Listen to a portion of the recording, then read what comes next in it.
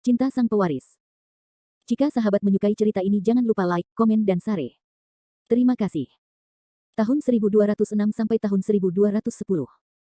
Bab 1206. Dan Zhou Ping tampak sedikit terkejut melihat ekspresi wajah Fendi Zanders, dan berkata dengan suara rendah, apakah kamu berencana menggunakan saya untuk bertemu Wei Yong? Benar, identitas Wei Yong terlalu misterius. Aku tidak bisa menyelidiki informasi Wei Yong, jadi aku hanya bisa menemukan Wei Yong melalui kamu. Fendi Zanders memandang Zhou Ping dengan tenang dan berkata, tidak mudah untuk bertemu Wei Yong. Zhou Ping memandang Fendi Zanders dan menggelengkan kepalanya tanpa daya. Apa artinya? Fendi Zanders tertegun sejenak, dan bertanya dengan nada bingung. Wei Yong adalah orang yang sangat misterius. Bahkan saya belum pernah bertemu Wei Yong. Wei Yong menghubungi kami semua melalui email. Saya bahkan tidak memiliki informasi kontak Wei Yong, jadi Anda ingin menghubungi kami melalui saya. Menemukan Wei Yong sangatlah mudah mustahil. Zhou Ping memandang Fendi Zanders dan berkata dengan suara rendah. Setelah Fendi Zanders mendengar kata-kata Zhou Ping, ada kilatan keterkejutan di matanya, karena dia tidak menyangka Wei Yong akan lebih berhati-hati daripada Zhou Ping. Saya tidak peduli metode apa yang Anda gunakan, saya harus menemui Wei Yong dalam waktu 1 bulan, jika tidak, Anda hanya perlu menunggu untuk masuk penjara. Meski hatinya terkejut, Fendi Zanders juga mengetahui bahwa Zhou Ping dan Wei Yong adalah anggota Rockefeller, dan Zhou Ping pasti punya cara untuk menemukan Wei Yong. Fendi Zanders, aku benar-benar tidak dapat menemukan Wei Yong, kamu memaksaku. Zhou Ping berteriak dengan marah setelah mendengar kata-kata Fendi Zanders. Benar, aku memaksamu, aku hanya memberimu waktu 1 bulan. Fendi Zanders berkata kepada Zhou Ping sambil tersenyum. Kamu. Zhou Ping benar-benar terdiam setelah mendengar kata-kata Fendi Zanders, dan menatap Fendi Zanders dengan mata tumpul, tidak tahu harus berbuat apa. Ayo pergi. Fendi Zanders menoleh untuk melihat ke arah Qin Lan, dan berkata dengan lembut kepada Qin Lan. Qin Lan melirik Zhou Ping dengan acuh tak acuh, lalu bangkit dan mengikuti Fendi Zanders menuju luar ruangan. Zhou Ping duduk di tempat tidur sendirian, dengan ekspresi marah yang luar biasa di wajahnya, tapi dia tidak berdaya. Karena semua buktinya kini ada di tangan Fendi Zanders. Begitu Fendi Zanders menyerahkan bukti-bukti ini, dia benar-benar tidak punya pilihan selain mati. Jadi Zhou Ping hanya punya satu pilihan sekarang, yaitu mengikuti permintaan Fendi Zanders dan berusaha sekuat tenaga agar Fendi Zanders bertemu Wei Yong. Saat ini, keraguan terbesar di benak Zhou Ping adalah, dari mana Fendi Zanders mendapatkan bukti tersebut. Zhou Ping mungkin tidak pernah membayangkan bahwa bukti-bukti ini diserahkan kepada Fendi Zanders oleh putrinya Zhou Qiaoqiao. Setelah Fendi Zanders dan Qin Lan meninggalkan hotel, Qin Lan menoleh untuk melihat Fendi Zanders, lalu berkata dengan lembut kepada Fendi Zanders, kamu agak terlalu keras terhadap Zhou Ping sekarang, apakah kamu tidak takut Zhou Ping akan melakukannya? Melompati tembok dengan tergesa-gesa. Anjing buru-buru melompati tembok. Setelah Fendi Zanders mendengar kalimat ini, dia tidak bisa menahan senyum sedikit pun, dan kemudian berkata dengan lembut, Zhou Ping tidak memiliki modal untuk melompati tembok dengan tergesa-gesa. Saya memegang pegangannya di tangan saya, tetapi dia tidak memegang milikku di tangannya, jadi dia hanya bisa memikirkannya sekarang. Lakukan segala kemungkinan agar aku bisa bertemu Wei Yong. Tapi aku merasa Zhou Ping seharusnya tidak berbohong sekarang, mungkin dia benar-benar tidak akan melihat Wei Yong. Setelah ragu-ragu sejenak, Qin Lan melanjutkan. Meskipun dia tidak bisa melihat Wei Yong sekarang, saya yakin dia pasti punya cara untuk melihat Wei Yong. Fendi Zanders menjawab. Kalau begitu Zhou Ping benar-benar tidak bisa melihat Wei Yong, apa yang akan kamu lakukan? Qin Lan bertanya dengan lembut. Kalau begitu aku hanya bisa mengambil satu langkah pada satu waktu, dan aku tidak bisa memikirkan sebanyak itu sekarang, Fendi Zanders berkata tanpa daya. Oke, aku lapar, tolong traktir aku makan malam. Qin Lan berkedip dan berkata dengan lembut. Oke, katakan saja apa yang ingin kamu makan, hari ini aku akan mentraktirmu. Kata Fendi Zanders sambil tersenyum. Hei, kenapa kamu tiba-tiba menjadi begitu murah hati hari ini? Setelah mendengar kata-kata Fendi Zanders, Qin Lan bertanya dengan heran. Terima kasih hari ini. Jika kamu tidak bersikeras untuk tinggal di sana, aku mungkin sudah pergi. Bagaimana kamu tahu bahwa orang-orang Zhou Ping sedang memperhatikanmu? Fendi Zanders bertanya pada Qin Lan dengan rasa ingin tahu.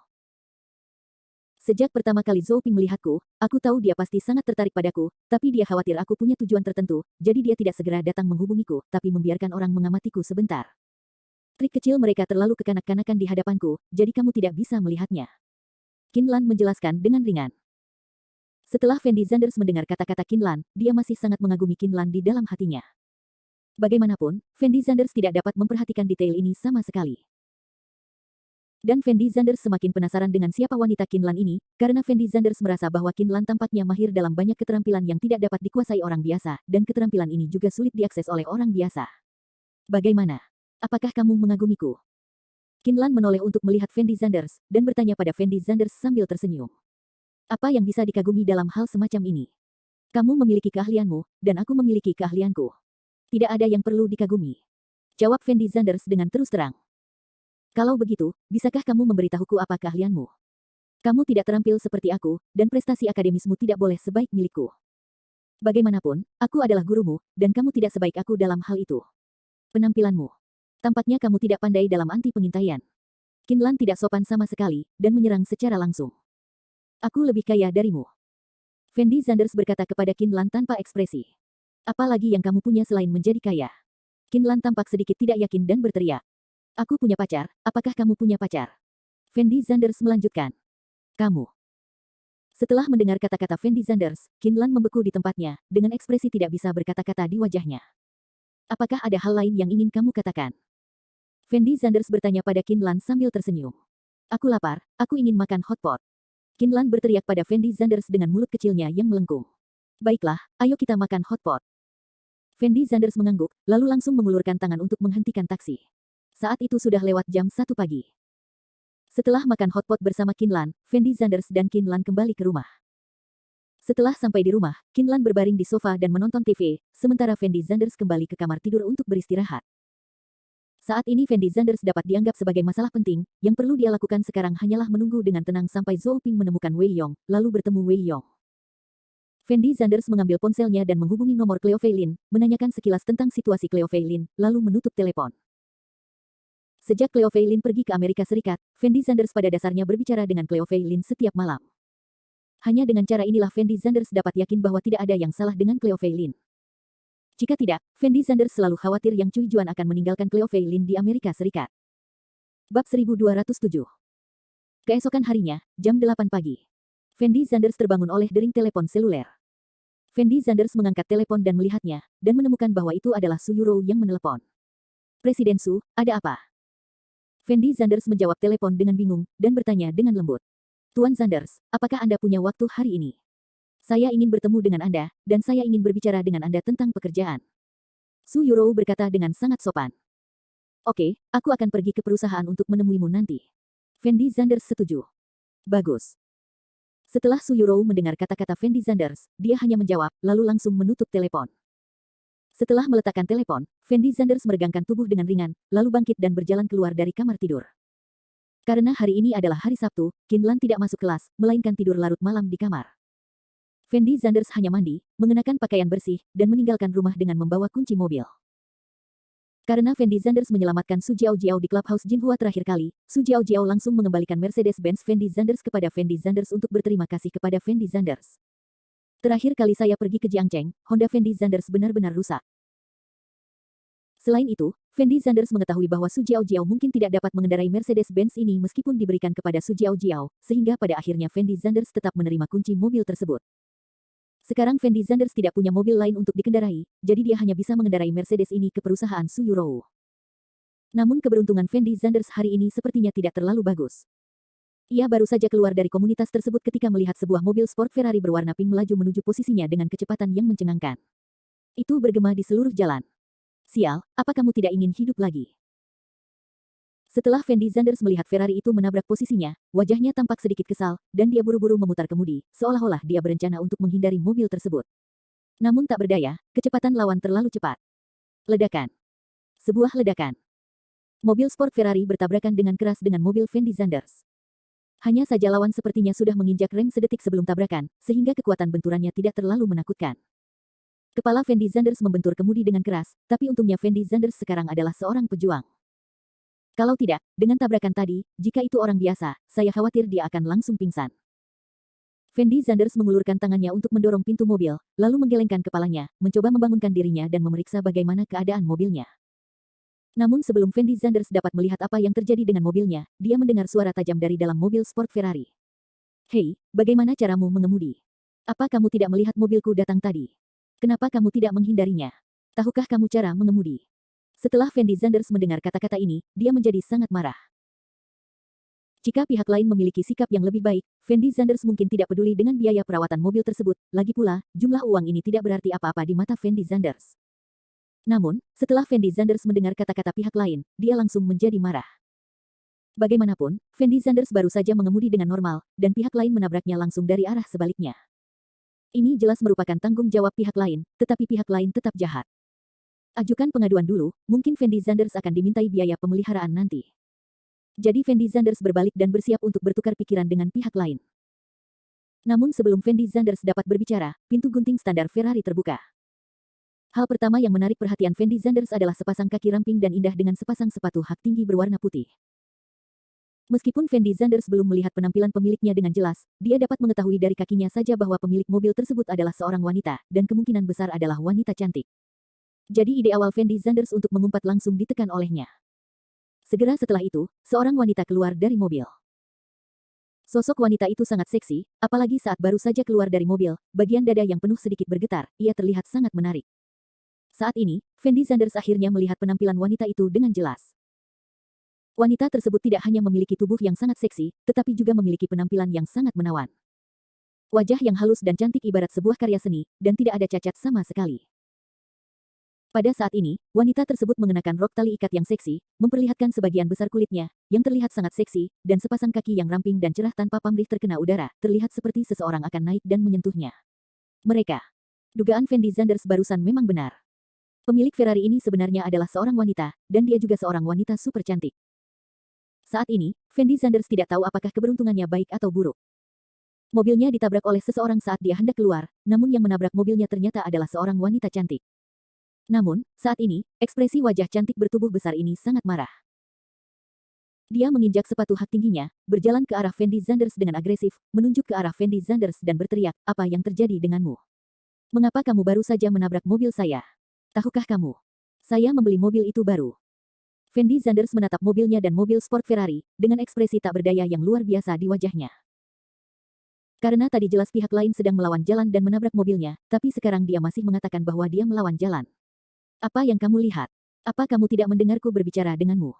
Kenapa kamu tidak punya sopan santun sama sekali?" Melihat Fendi Zanders tidak berbicara, si cantik terus maju ke depan dan bertanya pada Fendi Zanders dengan agresif. Saat kecantikan itu perlahan-lahan mendekati Fendi Zanders menemukan bahwa wanita ini memang sangat cantik, dan wanita ini tampaknya adalah kecantikan ras campuran. Kombinasi fitur wajah yang indah memberikan rasa kecantikan yang berbeda kepada orang-orang. Fendi Zanders telah mengenal begitu banyak wanita cantik, tapi ini adalah pertama kalinya dia melihat wanita cantik dari ras campuran. Wanita ini sepertinya mirip dengan pahlawan wanita Diliba dalam serial TV yang ditonton Kinlan baru-baru ini. "Apakah kamu punya SIM?" Fendi Zanders menanyakan kecantikan itu dengan lembut. Setelah si cantik mendengar kata-kata Fendi Zanders, dia tertegun sejenak, lalu buru-buru berkata, "Apa maksudmu dengan kalimat ini? Aku mendapat SIM di Inggris 3 tahun lalu, oke. SIM Anda milik Inggris?" Fendi Zanders mengerutkan kening dan bertanya. "Ya, ada apa? Surat izin mengemudi bersifat universal, tidak bisakah saya mengemudi di Huaxia?" Si cantik bertanya pada Fendi Zanders dengan mulut kecilnya yang melengkung. "Tentu saja bisa, tetapi Anda harus memperjelas bahwa mobil mengemudi di sebelah kiri di Inggris, tetapi di China mereka mengemudi di sebelah kanan, jadi orang yang melanggar jalan tadi bukanlah saya, tetapi Anda." Pada saat ini, Fendi Zanders akhirnya mengerti mengapa kecantikan ini menabraknya, dan juga mengatakan bahwa dia mengalami kemunduran. Lagi pula, cara bepergian di Inggris berbeda dengan di Tiongkok. Bab 1208. Saya mengemudi ke arah yang salah. Si cantik mengedipkan matanya, dan sedikit keraguan muncul di matanya. "Anda dapat mengamati mobil-mobil di jalan, semuanya mengemudi di sebelah kanan," jawab Fendi Zanders dengan ekspresi tak berdaya. Si cantik buru-buru menoleh untuk mengamati mobil-mobil di jalan, lalu mengeluarkan ponselnya, mencari sesuatu. Beberapa menit kemudian, si cantik berkata kepada Fendi Zanders dengan malu, "Saya benar-benar minta maaf, saya baru saja kembali ke Tiongkok, dan saya baru saja mengambil mobil dari toko 4S hari ini, jadi saya lupa mengemudi di sebelah kanan di Tiongkok. Aku bertanya-tanya mengapa begitu banyak mobil yang melaju ke arah yang salah, tapi aku tidak menyangka bahwa akulah yang menuju ke arah yang salah. Sekarang kamu tahu kamu salah, bukan?" Fendi Zanders berkata tanpa daya. Aku tahu. Si cantik menatap Fendi Zanders dan mengangguk. "Karena kamu mengetahuinya, itu bagus. Jika kamu pergi ke tempat lain di masa depan, sebaiknya kamu mencari tahu peraturan lalu lintas di sana, jika tidak, kamu akan sangat berbahaya. Untungnya, kamu bertemu denganku hari ini. Jika kamu adalah orang lain, kamu akan mendapat masalah besar," jawab Fendi Zanders ringan. Fendi Zanders tidak mengatakan ini untuk menakuti kecantikannya, tetapi sangat serius. Karena jika bukan Fendi Zanders yang duduk di dalam mobil tadi, tetapi orang biasa yang duduk di dalamnya, meskipun dia tidak pingsan sekarang, tetap saja gegar otaknya. "Begitu, aku pasti akan memperhatikannya lain kali." Setelah menyadari bahwa itu adalah kesalahannya, kecantikan itu masih sangat tulus, dan buru-buru berkata kepada Fendi Zanders. Dan Fendi Zanders berniat memeriksa kondisi mobilnya. Jika mobil masih bisa dikendarai, Fendi Zanders berniat mengusir mobil tersebut. Tetapi pada saat ini, si cantik langsung mengulurkan tangannya untuk menghentikan Fendi Zanders, dan kemudian berkata dengan lembut, "Apa, jangan buru-buru pergi, kita berdua belum membicarakan tentang kompensasi. Bagaimana dengan kompensasi?" Setelah Fendi Zanders mendengar kalimat ini, dia memandangi kecantikan itu tanpa daya, dan berkata dengan suara rendah, "Kecantikan, saya baru saja menjelaskannya dengan jelas kepada Anda. Andalah yang menabrak mobil saya dalam keadaan mundur. Saya tidak akan mencari Anda sekarang kompensasi baik-baik saja. Mengapa Anda masih meminta kompensasi kepada saya? Jika Anda terus mengganggu saya seperti ini, saya akan memanggil polisi." Saat ini, Fendi Zanders tidak berniat membuang waktu sama sekali, dia hanya ingin segera keluar dari sini. "Maksudku aku menabrakkan mobilmu seperti ini.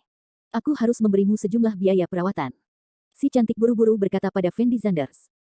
Setelah Fendi Zanders mendengar kata-kata keindahan itu, dia menyadarinya. Ternyata dia salah paham terhadap wanita cantik ini, dan dia berencana memberikan kompensasi kepadanya.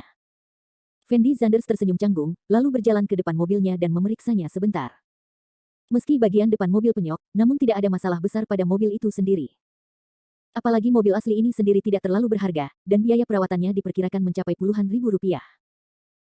Fendi Zanders sama sekali tidak peduli dengan uangnya, jadi dia berkata kepada si cantik, "Tidak perlu, mobilku sendiri tidak terlalu berharga, kamu harus memperbaiki mobilmu dengan benar. Tahukah Anda, mobil cantik saat ini adalah Ferrari, dan biaya perbaikannya setidaknya ratusan ribu dolar." Jadi Fendi Zanders tidak berniat untuk terus mengejar tanggung jawab wanita cantik ini. Lalu bagaimana bisa? Si cantik buru-buru menggelengkan kepalanya ke arah Fendi Zanders, dan kemudian berkata dengan ekspresi yang sangat serius, "Saya baru saja menabrak mobil Anda, jadi saya pasti sudah membayar untuk perbaikan mobil Anda. Menurut Anda berapa banyak yang bisa diperbaiki? Kamu langsung memberitahuku. Aku benar-benar tidak membutuhkanmu untuk membayar." Fendi Zanders berkata tanpa daya pada kecantikan itu. "Jika Anda tidak menerima kompensasi saya hari ini, jangan pergi. Saya akan menelepon polisi sekarang dan meminta polisi datang dan membicarakan tentang kompensasi." Saat wanita cantik itu berbicara, dia mengeluarkan ponselnya. "Berhenti menelepon." Fendi Zanders buru-buru menghentikan kecantikan itu. Lagi pula, jika polisi menunggu sampai polisi datang, maka masalah ini akan berlangsung selamanya. Fendi Zanders sama sekali tidak ingin membuang waktu di sini. "Lalu menurutmu berapa biayanya?" Si cantik berkedip. Dia bertanya pada Fendi Zanders dengan lembut. "Itu bagus. Saya tidak tahu berapa yang harus saya bayar. Saya akan mengirim mobil itu ke toko 4S nanti, dan biarkan orang di toko memperkirakannya. Bagaimana menurut Anda?" Fendi Zanders bertanya dengan lembut. "Baiklah, aku akan pergi bersamamu sekarang." Si cantik berkata dengan tergesa-gesa. "Jangan repot-repot, aku bisa pergi sendiri, apa yang harus kamu lakukan?" Fendi Zanders menjawab tanpa daya. "Lalu Anda menambahkan WeChat saya, dan ketika Anda memperbaikinya, Anda memberitahu saya uangnya secara langsung, dan kemudian saya akan mentransfer uang itu kepada Anda, bagaimana?" Setelah si cantik berpikir sejenak, dia berkata dengan lembut kepada Fendi Zanders. "Bisa." Fendi Zanders mengangguk, lalu mengeluarkan ponselnya. Dan si cantik berinisiatif membuka WeChat, dan memindai kode QR WeChat milik Fendi Zanders. Setelah menambahkan WeChat, si cantik berkata dengan lembut kepada Fendi Zanders, "Nama saya Liu Qing, siapa namamu?" "Namamu Liu." Setelah Fendi Zanders mendengar nama itu, ekspresi wajahnya sedikit terkejut. "Ya, ada apa?" Si cantik memandang Fendi Zanders dan bertanya dengan ragu. "Bukan apa-apa, nama keluarga ibuku adalah Liu." Fendi Zanders menjawab dengan ringan, lalu melanjutkan, "Nama saya Fendi Zanders." "Oke, aku ingat namamu." Liu Qing mengangguk. Tapi Fendi Zanders tidak terus berkata apa-apa, dia langsung masuk ke dalam mobil, menginjak pedal gas dan menghilang dari pandangan Liu Qing. Liu Qing berdiri di sana dengan tenang, seolah-olah dia tidak peduli sama sekali dengan Ferrarinya, malah dia melihat sambil berpikir ke arah menghilangnya Fendi Zanders. "Jika aku mengetahuinya lebih awal, aku akan membuat nama palsu untuk berbohong kepadamu. Jika kamu mengetahuinya, itu tidak menyenangkan." Liu Qing bergumam pada dirinya sendiri, lalu menginjak sepatu hak tingginya dan berjalan menuju kejauhan dengan genit, bahkan tanpa melihat ke arah Larry. Di matanya, Ferrari ini tak ubahnya tumpukan besi tua. Di mata orang awam, mobil sport yang rusak bisa diperbaiki. Tapi di mata Liu Qing, begitu mobil sport itu rusak, tidak ada nilainya, lebih baik dibuang saja dan beli yang baru. Hampir setengah jam kemudian, Fendi Zanders mengendarai Mercedes-Benz bobroknya ke cabang grup di Hau di kota Nanyuan. Setelah memasuki perusahaan, Fendi Zanders dengan singkat memberitahu meja depan tentang identitasnya. Setelah meja depan mengetahui bahwa Fendi Zanders datang menemui Su Yurou, sikapnya langsung menjadi penuh hormat. Dia buru-buru membawa Fendi Zanders ke ruang tunggu, menuangkan secangkir kopi lagi untuk Fendi Zanders dan menyuruh Fendi Zanders menunggu sebentar, lalu pergi ke kantor Su Yurou untuk melapor. Bab 1209. Beberapa menit kemudian, Su Yurou masuk ke ruang tunggu bersama resepsionis. Tuan Zanders, halo.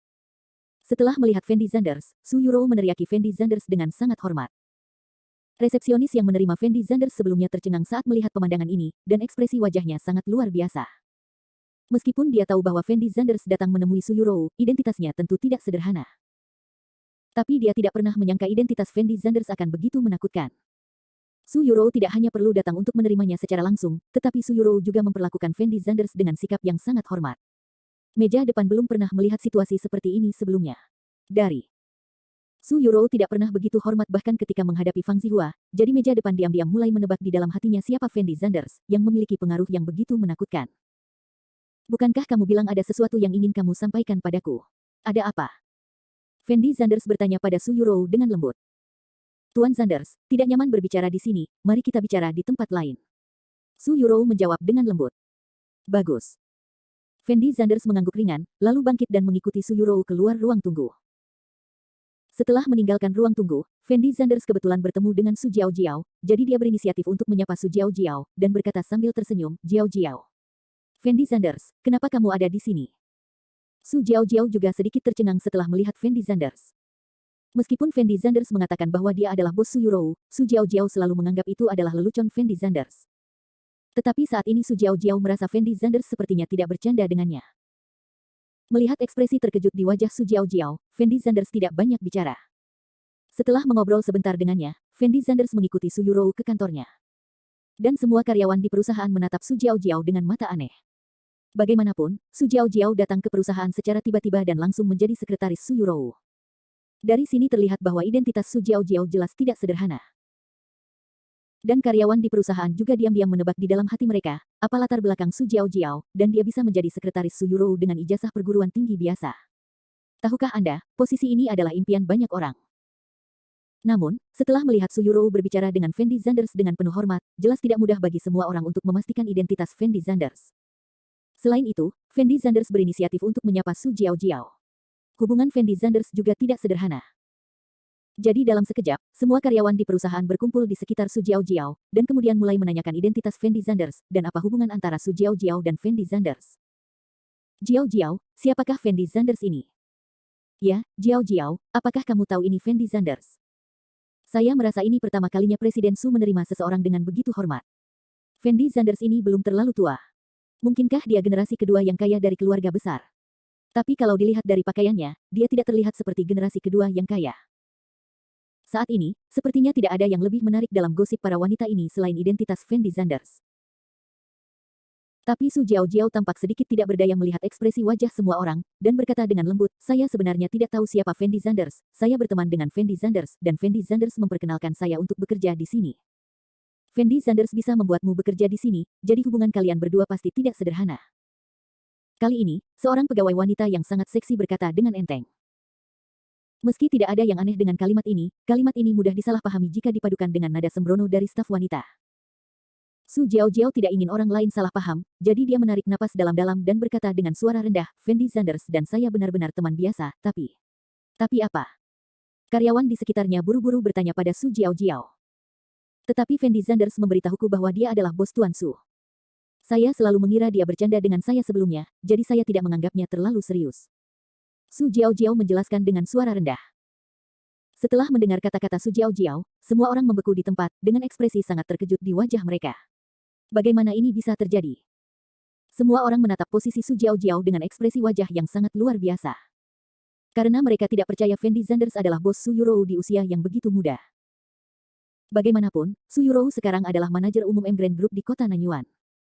Jika Fendi Zanders benar-benar bos Su Yurou, bukankah itu berarti Fendi Zanders adalah bos Emgrand Group? Fendi Zanders menjadi bos Emgrand Group di usia yang sangat muda, dan tidak ada yang bisa mempercayainya. Dan ketika Su Jiao Jiao melihat bahwa reaksi di wajah semua orang sama persis dengan reaksinya, jejak ketidakberdayaan muncul di matanya. Tapi dia tidak terus berkata apa-apa, tapi langsung memilih untuk berbalik dan pergi. Bagaimanapun, Su Jiao Jiao tidak ingin memberitahu orang-orang ini banyak hal pada awalnya, tetapi dia terpaksa menceritakan masalah ini karena mereka terus bertanya padanya. Di sisi lain, di kantor Su Yurou. Setelah Fendi Zanders memasuki kantor, dia langsung duduk di sofa. Su Yurou menawarkan diri untuk menuangkan secangkir teh untuk Fendi Zanders. Fendi Zanders menyesap tehnya dan bertanya dengan lembut kepada Su Yurou, "Bos Su, apa tujuan kedatanganmu ke sini kali ini?" "Tuan Zanders, pernahkah Anda mendengar tentang Clubhouse Huatian kami di kota Nanyuan?" Su Yurou memandang Fendi Zanders dan bertanya. "Tidak." Fendi Zanders menggelengkan kepalanya ringan. Huatian Clubhouse adalah clubhouse terbesar di kota Nanyuan, dan dapat dikatakan sebagai clubhouse paling terkenal di kota Nanyuan. Lokasi clubhouse di kota Nanyuan ini sangat unggul, dan ditujukan untuk masyarakat kelas atas atau orang biasa. Ada departemen layanan, jadi keuntungan tahunan dari clubhouse ini sangat menakutkan. Su Yurou memperkenalkan dengan lembut. Lalu apa? Fendi Zanders tidak terlalu tertarik dengan hal-hal seperti clubhouse. Meskipun clubhouse menghasilkan uang, Fendi Zanders tidak kekurangan uang sama sekali. Tuan Zanders, area bisnis biasa di Huatian Clubhouse terutama bertanggung jawab untuk menerima beberapa orang biasa. Orang-orang ini adalah pekerja kerah putih dengan daya beli tertentu di kota Nanyuan atau generasi kedua yang kaya pada tingkat biasa, dan orang-orang ini adalah pada dasarnya mereka semua sangat mengenali klub Huatian. Bar Huatian di bawah klub Huatian telah memenangkan 50% pelanggan malam di kota Nanyuan. Su Yurou memperkenalkan lagi. Setelah Fendi Zanders mendengar kata-kata Su Yurou, sedikit keterkejutan muncul di matanya. Lagi pula, cukup menakutkan bahwa hanya satu bar yang bisa memenangkan 50% pengguna pasar malam. Bab 1210. 50% tidaklah banyak, tetapi Anda harus tahu bahwa saya datang ke kota Nanyuan untuk berurusan dengan Rockefeller, bukan untuk menghasilkan uang. Fendi Zanders tidak berniat mengerahkan energinya untuk hal-hal seperti membuka bar sekarang, jadi dia menjawab dengan ringan. Tuan Zanders, saya tahu tujuan Anda datang ke kota Nanyuan, tetapi klub Huatian juga memiliki bisnis Huatian selain hotel Huatian dan bar Huatian. Su Yurou berhenti sejenak, lalu melanjutkan, bisnis Huatian ini terutama bertanggung jawab untuk menerima semua orang tingkat atas di kota Nanyuan, ada yang elit bisnis, ada yang bos perusahaan, dan ada yang berkuasa. Setelah itu Fendi Zanders mendengar kata-kata Su Yurou, ekspresi wajahnya mulai berubah. Karena Fendi Zanders tahu bahwa Su Yurou memberitahu Fendi Zanders pentingnya bisnis Huatian. Jika ada yang bisa mengendalikan bisnis Huatian ini, itu sama saja dengan mendapatkan beberapa kontak yang sangat penting. Namun, jika Fendi Zanders dapat memanfaatkan kontak ini dengan baik, itu mungkin akan sangat membantunya dalam menangani Rockefeller. Faktanya, Fendi Zanders selalu ingin melakukan sesuatu sendiri. Fendi Zanders sebenarnya tidak tertarik untuk menghasilkan uang, tetapi jika masalah ini dapat membantu Fendi Zanders menangani Rockefeller, maka Fendi Zanders sedikit tertarik. Beberapa hari yang lalu, saya tiba-tiba menerima kabar bahwa pemilik klub Huatian sepertinya berencana untuk memindahkan klub tersebut, termasuk bar Huatian, bisnis Huatian, dan hotel Huatian. Saya mengobrol dengan Tuan Fang kemarin, Tuan. Fang berpikir ini adalah kesempatan yang sangat bagus, jadi izinkan saya mendiskusikannya dengan Anda dan lihat pendapat Anda. Melihat hati Fendi Zanders yang gelisah, Su Yurou melanjutkan. Anda harus tahu bahwa skala Huatian Club sangat besar, bahkan jika Anda ingin membelinya, harganya mungkin sangat mahal. Oleh karena itu, baik Fang Zihua maupun Su Yurou tidak berhak mengambil keputusan, masalah ini harus disetujui oleh Fendi Zanders. Itu sebabnya Su Yurou mengundang Fendi Zanders kemari. Tempat yang bagus, tapi dia masih ingin menjualnya. Apakah ada masalah dengan rumah ini? Fendi Zanders mengerutkan kening dan bertanya pada Su Yurou dengan nada bingung. Menurut pemahaman saya, tidak ada masalah di Huatian Club, hanya saja bosnya tidak mau terus melakukannya. Jawab Su Yurou. Lalu berapa biayanya jika ingin memenangkan clubhouse ini? Fendi Zanders memandang Su Yurou dan terus bertanya. Tuan Zanders, saya tidak tahu berapa banyak orang di seluruh provinsi Zhonghai yang menatap clubhouse Huatian ini, dan bahkan di luar provinsi Zhonghai, ada banyak orang kaya yang menatap clubhouse ini, jadi jika Anda benar-benar ingin mendapatkan clubhouse ini, tidak sama sekali. Masalahnya uang, tapi kontak dan relasi, lagi pula clubhouse ini bukan barang antik, tidak mungkin siapapun yang membayar lebih banyak bisa memenangkan clubhouse ini. Su Yurou memandang Fendi Zanders dan berkata. Hubungan pribadi. Setelah Fendi Zanders mendengar kalimat ini, jejak ketidakberdayaan muncul di matanya, dan kemudian dia berkata dengan lembut, kalau begitu, apakah ada peluang bagus bagi kita untuk memenangkan klub ini? Fendi Zanders jelas sedang menguji koneksi Su Yurou saat ini. Bagaimanapun, Fendi Zanders dan Fang Zihua hanya mengenal sedikit orang di kota Nanyuan, jadi mereka hanya bisa mengandalkan Su Yurou. Tuan Zanders, grup M Grand kami sudah lama tidak berada di kota Nanyuan, dan kontak yang saya kumpulkan juga sangat terbatas.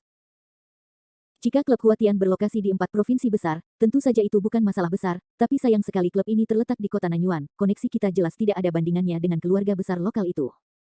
Su Yurou menjawab dengan sangat bijaksana. Jadi kamu datang kepadaku hanya untuk menanyakan apakah ada yang bisa kulakukan. Fendi Zanders mengerutkan kening dan bertanya pada Su Yurou. Kebaikan. Su Yurou tidak menyembunyikan apapun, dan langsung mengangguk. Fendi Zanders melihat ekspresi wajah Su Yurou dan tampak semakin pingsan. Bagaimanapun, semua kontak Fendi Zanders ditinggalkan oleh Li Xiuqian. Jika Fang Zihua tidak melakukan apa-apa, maka Fendi Zanders pasti tidak melakukan apa-apa. Metode. Tuan Zanders, Tuan Fang berkata bahwa masalah ini dapat diselesaikan oleh bos klub Huatian. Su Yurou berbicara kepada Fendi Zanders. Setelah Fendi Zanders mendengar kalimat ini, dia bertanya dengan nada bingung, siapa bos klub Huatian?